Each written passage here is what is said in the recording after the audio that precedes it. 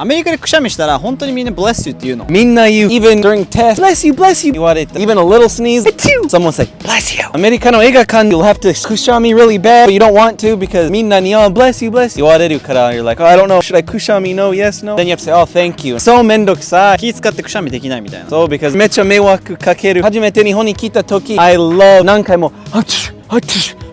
くしゃみしても誰も bless you 言わない。I was like, oh yeah, so nice. 日本では誰も言わないからそれが好き。めっちゃ大好き。日本のくしゃみ文化は最高やん。